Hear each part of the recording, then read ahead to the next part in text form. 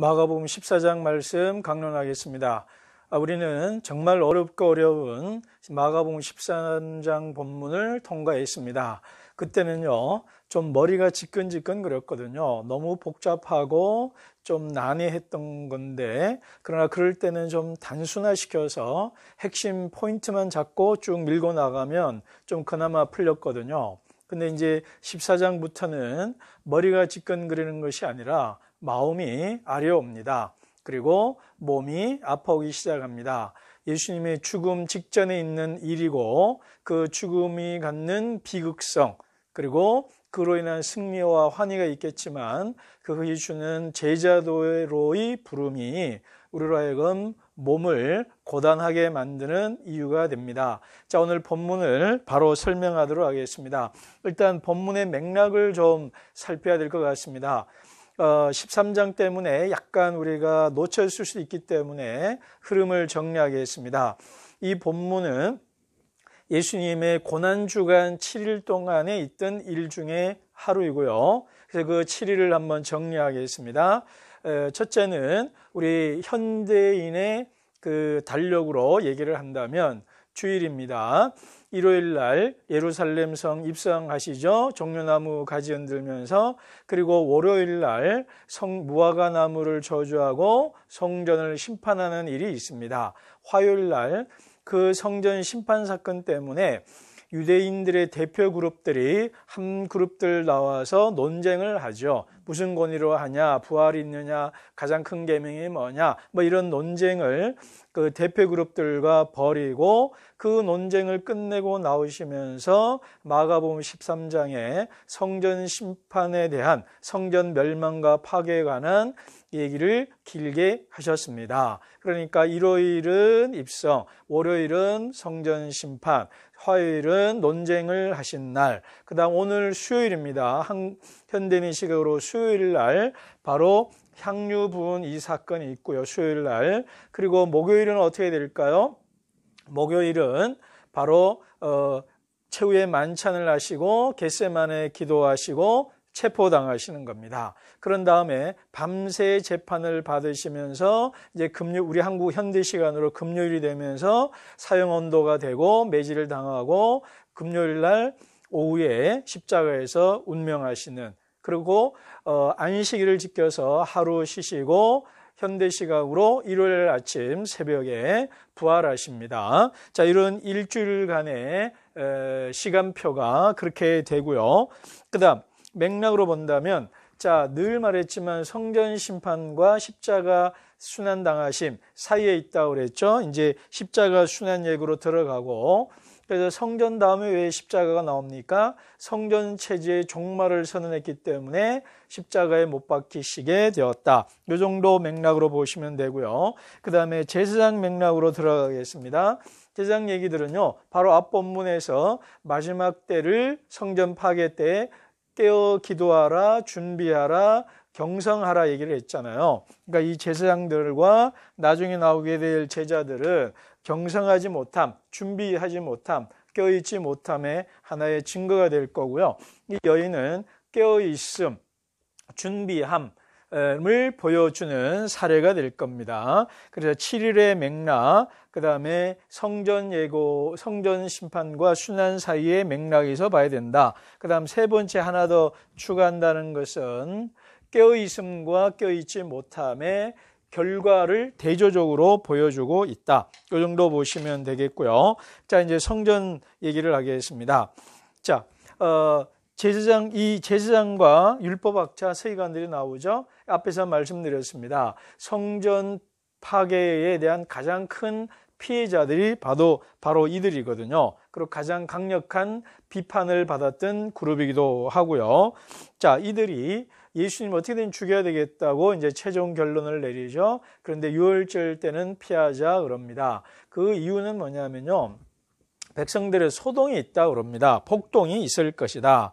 당시 예루살렘 인구는 몇만이 되지 않았다고 그래요. 그런데 이때 최대 한 50만 정도 예루살렘으로 모여온다고 그럽니다. 전 세계에 흩어져 있던 디아스포라들이 예루살렘 유월절을 기념하기 위해서 1년에 한 번씩 순례합니다. 그때 예루살렘성 입성했던 때 그들이 예수님과 함께 입성했던 거고요.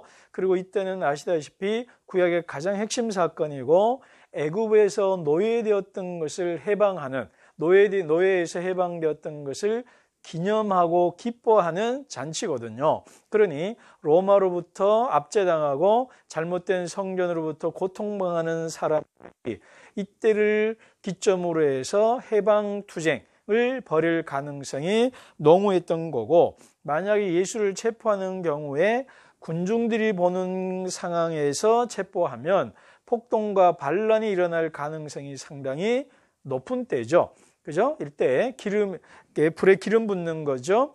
그러니, 이런 때에, 이런 위험을 피하기 위해서 6월절 때는 피하자라는 겁니다. 그런데 이 때 6월절 때를 피하자 이 말입니다. 6월절 때. 근데 이들은 6월절을 피하고자 했지만 하나님의 의도는 6월절에 예수님이 죽으심을 준비했다라는 것이 또 이 맥락에서 우리가 볼 수 있는 겁니다. 왜냐하면 히브리서와 요한복음 얘기하는 것처럼 예수님은 6월절 어린 양으로 죽으셔야 됐고 자기 대속물로 바쳐져야 됐거든요. 이런 것이 하나 우리가 볼 수 있고요. 근데 이들이 행동에서 우리가 하나 포착해야 될 중요한 교훈이 뭐냐면 세 번역에는 어떻게 속임수로 죽일까 그러고요. 개역개정에서는 은밀히라고 말합니다. 이게 무엇입니까? 한편으로 맥락은 얘기했죠. 이때 잘못하다가는 폭동이 일어날 것을 대비한다라는 뜻도 있지만 또 하나는 뭐냐면 떳떳하지 못한 불의한 자가 무고한 의로운 자를 부당한 방법으로 죽일까를 의논하고 있다라는 것입니다. 그게 뭐냐면 십자가잖아요. 죄인된 우리가, 죄인된 유대 정부와 로마 정부가 하나님의 아들이고 의로운 예수를 십자가에 죽인 사건이잖아요. 이제 그런 맥락에서 본다면 그렇게 해석할 수 있는 거죠. 그래서 대의를 위해서, 정당한 대의를 위해서 부당한 방법을 쓸 수 있느냐 이 말입니다. 불의한 수단을. 이게 대표적인 명제, 논제가 성경을 읽기 위해 촛불을 훔칠 수 있는가 뭐 이런 말도 있고요. 목적이 정당하면 수단도 어떤 수단도 가능하냐라는 얘기가 나오는데 예수님은요.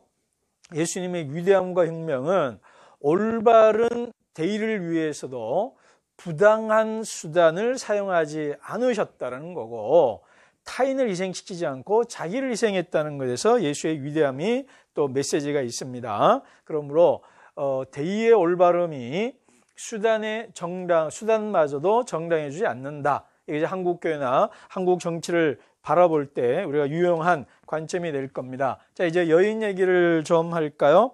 자, 근데 이 여인의 얘기는 참 난점이 많습니다. 왜냐하면 이 본문을 기록한 누가복음을 조금 뺀다면요. 마태와 요한과 마가가 이게 조화를 시키기에, 일치시키기에 이 안 맞는 부분이 너무 많아요. 그래서 한 사건을 하기에는 너무 안 맞고, 그렇다고 이걸 제가 보니까 이게 다른 사건이라고 보기에도 몇 번 있었다는 해석하는 분도 있더라고요. 이게 좀 어렵더라고요. 이럴 때는, 어려울 때는 어려운 대로 두는 게 맞습니다. 앞에 제가 일관성 있게 해석할 수 있다면 일관성 있게 해석을 하자. 그러나 일관성 있게 해석이 안 될 때는 어떻게 해요? 해석 안 되는 대로 두고 받아들이는 수밖에 없습니다. 억지로 끼워 맞추다가 보면, 그죠? 이 팀이 안 맞는 것을 억지로 악위를 맞추다 보면 깨어져요. 그러니까 이해가 안 된다, 안 맞는다, 그냥 그대로 두고 그냥 이 본문에 집중하는 것이 좋겠다라는 겁니다. 자, 일단은 뭐 여러 가지 안 맞는 거는 아시죠? 왜냐하면 다른 데 보면 나사로, 요한복음에 보면 나사로의 지고 또 마리아라는 얘기도 나오고 뭐 이래서 복잡합니다. 그리고 마태복음과 누가복음에서는 죄 많은 여인이라고 나오고요. 뭐 이렇게 복잡합니다. 일단은 좀 유보하고 넘어갑시다. 근데 이 시몬이라는 사람은 아마 피부병 환자였고 예수님의 치유를 받았던 사람인 것 같고요. 가난한 사람이라고 보기는 어렵습니다. 그래서 이 많은 제자들을 초청해서 잔치를 벌였고 또 이 비스듬히 기대에 앉아서 했던 이런 일련의 동작이 아마 이분이 좀 부유했던 사람일 거다 이렇게 추정을 하는 게 맞습니다. 그리고 이 여자가 누구냐? 참 어렵습니다. 저는 이 여인이 이 시몬의 집의 가족이 아닐까라고 생각을 했는데 어떤 해석자들은 외인일 거다, 외부 여인이었을 거다 뭐 이런 얘기도 하더라고요. 일단은 누구라고 본문이 밝히지 않았기 때문에 그냥 상상과 해석의 자유에 좀 맡길 수밖에 없겠습니다. 그리고 나드는 여러분 아시다시피 인도산 고급 향료고요. 그래서 그리고 이거 깨뜨렸다라는 것은 뚜껑이나 이렇게 우리 와인에 있는 코크 같은 거라든가 그 다음에 옛날 기름병에 옛날 우리 부모님들 보면 어머님이 그 천으로 덮어놨죠. 그걸 살짝 열어서 조금 쓰고 닫으면 되는데 깨뜨렸다라는 것은 그 향유병을 사용하지 못한다는 거고 전부 다 사용했다라는 겁니다. 그리고 또 하나 이 여인의 문제가 뭐냐면 누구인지도 어려울 뿐만 아니라 왜 그랬는지도 본문에서는 좀 명확하게 찾기 어렵습니다. 일단은 정말 예수님의 반응처럼 알고 행한 건지 모르고 행한 건데 예수님이 이렇게 해석하신 것인지도 좀 애매하고요. 여성의 직감으로 한 거냐, 뭐 모르고 한 거냐, 알고 한 거냐 참 어렵습니다. 요거는 또한 상상에 맡길 수밖에 없고요. 어쨌든 이 여인의 이 행동이 또 마태와 누가에 의하면 죄 많은 여인이라는 것은 회개하고 또 예수님이 받아들인 것에 대한 감사한 마음으로 했을 수도 있겠죠. 그러니까 일단 요거는 상상의 자유에 맡기겠습니다. 일단은 그에 대한 제자들의 반응이 재미있습니다. 한마디로 말하면 허비하고 낭비했다라는 거예요. 이게 두 가지입니다. 허비하고 낭비했다. 또 하나는 구제해야 된다. 구제 얘기부터 좀 한다면요. 요 당시는 요한복음 13장 29절에 나오지만 6월절 때 구제하는 것이 유대인들의 오래된 관행이고 문화였거든요. 그리고 왜 낭비이고 구제냐면 300데나리온입니다. 300데나리온, 300데나리온이다. 그러면 여러분 300데나리온이면 한 데나리온이 알다시피 하루 품삯이잖아요. 그러면 300이면 약 1년입니다. 365일에 300일. 그러면 1년 연봉으로 계산하는 게 제일 맞죠. 그래서 영어 성경들 보면 1년 연봉이다, 임금이다 이렇게 되어 있어요. 그럼 1년 이때 좀 계산해 보면 재밌겠죠. 여러분 1년 연봉을 얼마로 잡아야 되겠습니까? 누구로 잡느냐에 따라 다르겠죠. 그죠? 일용직이냐, 비정규직이냐, 정규직이냐, 정규직이라도 어느 기업이냐 따라 다르니까 어떨까요? 한 달에 300 잡을까요?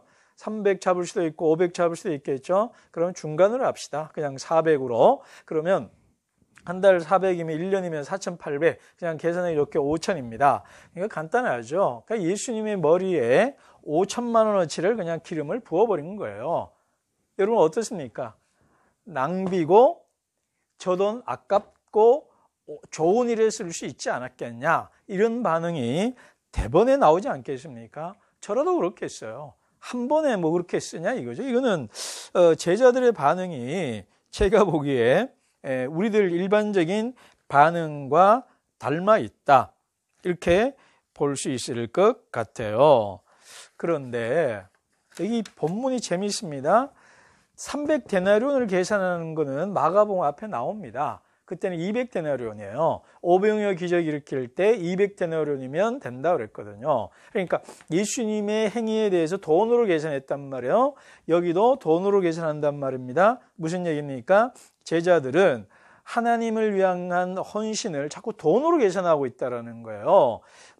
자, 이건 뭐냐면 이거는 돈으로 계산한다는 것은 이들의 메커니즘, 사고의 멘탈이 하나님 나라를 위한 헌신이 돈으로 환산된다라는 거예요. 이건 충분한 증거가 있습니다. 이미 앞에서 순환예고 3번 하실 때마다 제자들은 오해하고 무지하고 두려워하고 떨었다고 그랬거든요. 그러면서 누가 더 크냐 논쟁을 했고 나를 오른쪽 왼쪽에 두었고 그리고 예수님을 향하여 꾸짖기도 하는 일련의 행동들을 보면 첫째가 되려고 했고 이런 장면들을 보면 이때 돈으로 계산하는 것은 일단 헌신을 돈으로 계산했다는 것, 그리고 헌신을 돈으로, 하나님을 위한 헌신을 돈으로 계산했다는 거고, 이것은 보상과 대가를 원하는 심리와 연결되어 있다는 겁니다. 이들은 여전히 그렇다. 이래야 또 가룟 유다랑도 또 연결이 되어 있습니다. 자, 이런 문제점이 보여주고요. 근데 이게 누구 모습이겠습니까? 처음에는 정말 헌신했겠죠. 그리고 헌신해서 하나님 나라를 위해서 돈도 썼겠죠. 그러나 언젠가 우리가 보상과 대가를 기대하는 매너리즘에 빠지게 되는 거죠. 여기에 대한 예수님의 반응은 어떻습니까? 아마 제자들이요, 아주 공개적으로 비난을 했던 것 같아요. 너희가 왜 이 여인을 괴롭히냐, 나무라냐 라고 말씀하신 공개적인 변호를 하시는 걸 보면 그렇게 해석할 수가 있겠죠. 그러면서 예수님의 말의 가장 핵심 단어는 좋은 일입니다. 좋은 일. 세번역에서는 아름다운이라고 했습니다. 좋은 일, 아름다운 일. 자, 왜 좋은 일이고 아름다운 일이냐라는 것입니다. 그 전에 논쟁이 뭐예요? 돈 얘기가 나왔잖아요. 그죠? 이 말은 뭐냐면 두 가지입니다. 구제도 되고 장례도 된다 이 말입니다. 자, 지금 이들이 가난한 자들에게 할 건데 왜 이렇게 쓸데없는 일을 하냐 그랬잖아요. 그럼 가난한 데 구제하는 거죠. 근데 예수님은 지금 나를 위한 장례라 하면서 좋은 일이라고 그랬습니다. 무슨 얘기입니까? 지금 예수님은 장례식 때는 유대인들은 기름을 붓거든요. 기름을 바르거든요. 그러니까 장례를 위한 일이다라는 말은 나의 죽음에는 기름 바른 일이 생략될 수밖에 없는 죽음을 죽게 될 거다. 이 얘기를 하시는 거예요. 그런 비참하고 쓸쓸한 죽음을 미리 그때 바르지 못할 기름을 이때 이 여인이 나에게 기름을 발라줬으니 한편 장례를 한 것이고 그런 가난하고 처절한 죽음을, 가난한 죽음을 구제하는 일이 되니 구제하고 장례하는 좋은 일이요 아름다운 일이다라는 것입니다. 이게 포인트예요. 자, 그리고 이렇게 하는 포인트에서 지금 두 가지가 나왔습니다. 하나는 가난한 자 문제고 하나는 가난한 자 문제고 예외라는 말이 나왔습니다. 예외. 자, 가난한 자. 예수님이 이 말이 참 복잡하죠. 가난한 자가 항상 너희가 있을 텐데 그런 말씀하신 거 보면 가난한 자에 대한 구제를 2차, 3차로 미뤄두는 거 아니냐라는 생각을 하게 하죠. 그런데 이 말은 신명기 15장에서 갖고 오신 얘기입니다. 신명기 15장에 보시면 신명기 15장 4에서 11절입니다. 거기 보면 4절에 보면 가난한 사람들이 너희 중에 없게 하라라고 한 다음에 11절에 뭐라고 되어 있냐면 너희가 아무리 구제하도 가난한 자가 없어지지는 않더라도 그래도 가난한 자를 구제하라. 이 얘기가 되어 있어요. 그러니까 예수님께서는 그 말을 인용하시는 거예요. 너희들이 가난한 자를 항상 구제해라. 그러나 가난한 자가 없어지지는 않을 거다. 그럼에도 불구하고 가난한 자를 구제하라라는 일반적 명령을 하신 거예요. 그러니까 가난한 자 구제를 하지 말라는 것이 아니고 덜 중요하다는 것이 아니고 하라는 것입니다. 가난한 자를 항상 구제하라. 그죠? 그다음 그러나 이거 지금은 예외적 특수적 상황이라는 거예요. 지금 예수님은 인간의 생명으로 말한다면 이틀 남으신 겁니다. 지금 수요일 밤이죠. 그러면 목요일 저녁 체포당하고 금요일에 운명하십니다. 그러니 이틀 후면 돌아가실 분, 오늘 6월절 무교절 이틀 전이라고 그러죠. 그래서 십자가에 달리기 이틀 남은 내일 모레면 돌아가실 분의 장례를 위한 얘기다라는 겁니다. 여러분 어떻습니까? 마지막 고인을 위해서 장례식과 병원 뭐 이런 거를 조금 더 잘해주려고 하는 사람들의 마음을 우리는 충분히 우리가 이해할 수가 있는 거죠. 그리고 여기서 좀 복잡한 문제가 뭐냐면요. 그러니까 이 머리에 기름을 부었거든요. 근데 이 머리에 기름 부은 것은 여러분 메시아 왕이나 예언자들에게 제사장들에게 머리에 기름을 부어서 직임을 하거든요. 임무부여하거든요. 그래서 그러면 이 여인의 행위가 왕의 등극 메시아로서의 머리에 기름을 붓는 행위냐, 여기에 대해서 해석이 둘 다 있더라고요. 이다 아니다.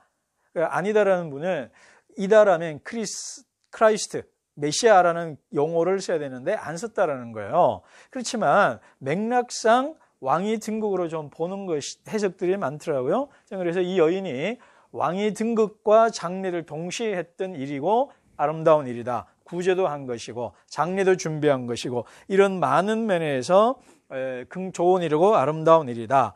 여기에 대한 예수님의 평가는 또 두 가지입니다. 평가는 전적 헌신이다. 그 다음 두 번째 기억하라. 여러분 여기서요 재밌는 사실 잘 보면요 그녀가 할 수 있는 한 것을 드렸다 이래요.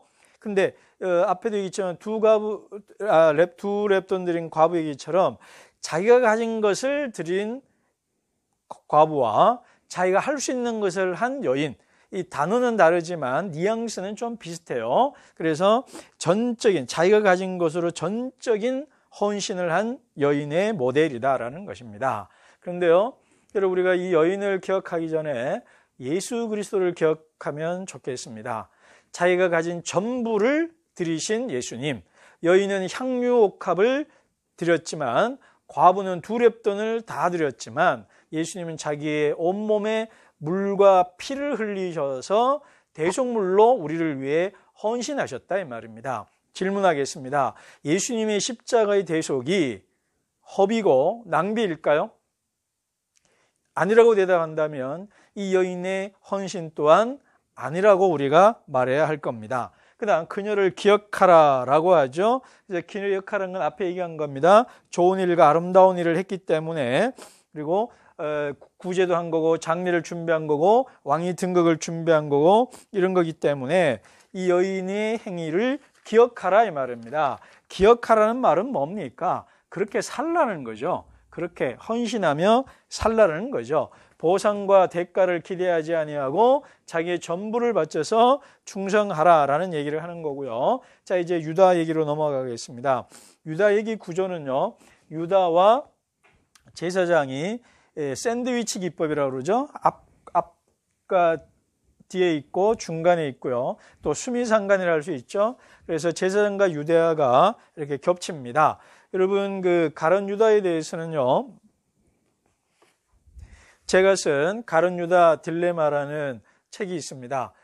꽤 오래전에 한 10여 년 전에 쓴 책인데 가룟 유다를 통해서 내 모습을 본 책입니다. 가룟 유다가 누구냐?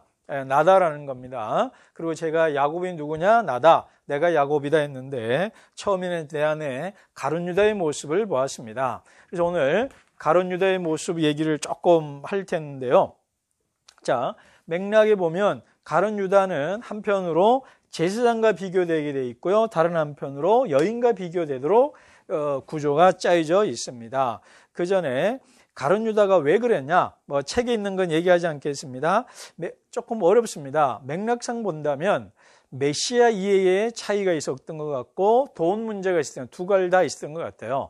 정치적인 메시아 이해와 달랐기 때문에 예수님을 배신했고 돈 때문이라는 것은 마태복음에 나와 있습니다. 요한복음에도. 그래서 돈 때문에 그랬다라는 거죠. 제가 뭐라고 여기서 썼냐면 그리고 이 해석자들이요. 돈 30냥 이렇게 큰 돈이 아니라고 그래요. 그래서 우리는 돈 때문에 안 했다고 그러는데 전 다르게 생각합니다. 작은 돈 때문이라도 예수 부정할 수 있고 예수 모른다 할 수 있는 게 나거든요.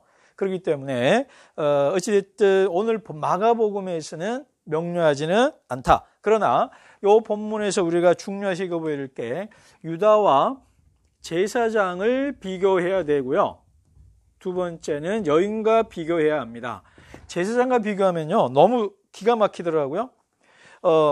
1절에 어떻게 죽일까 궁리했다고 그러죠. 11절에 보면 예수를 어떻게 언제 넘길까 노리고 있었다. 세 번역에 그 단어가 같아요. 그 다음에 어떻게 하면 예수를 1절과 11절에 똑같습니다. 그 다음 1절에서 은밀히 속임수로 되어 있는데 11절 적당한 기회.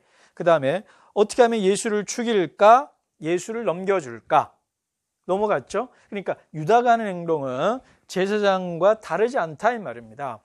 예수를 적대시하는 자나 예수를 따른다고 하는 유다의 모습이나 예수를 믿는 우리나 예수를 비판하는 반대자들의 행동이 똑같다라는 것입니다. 자기 이익과 자기 생각과 자기 관점이 다르면, 내게 손해가 오면, 내게 피해를 주면 언제든지 예수를 팔아넘길 수 있는 가능성을 이미 갖고 있는 것이 우리다 이 말입니다. 그래서 내가 가룟 유다고요, 가룟 유다가 나다라는 겁니다. 가룟 유다를 비난하기 전에 가룟 유다 같은 나의 모습을 봐야 한다라는 겁니다. 그 다음 여인과 비교해 보면요, 너무 많죠. 대가를 기대한 유다와 대가를 기대하지 않은 여인, 돈 때문에 배신한 유다와 돈으로 헌신한 여인.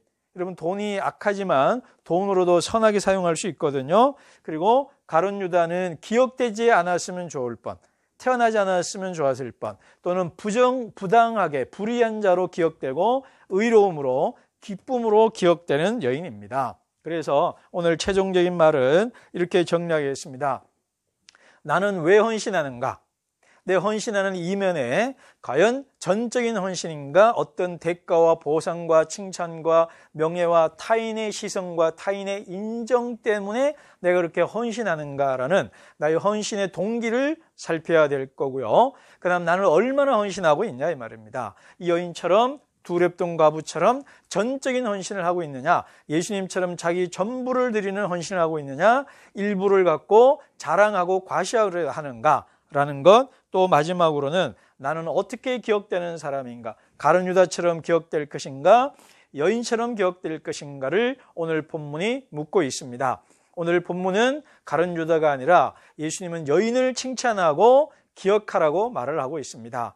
이 여인을 기억함으로 우리도 이 여인 같은 헌신을 하고 이 여인처럼 타인에게 기억되는 저와 여러분이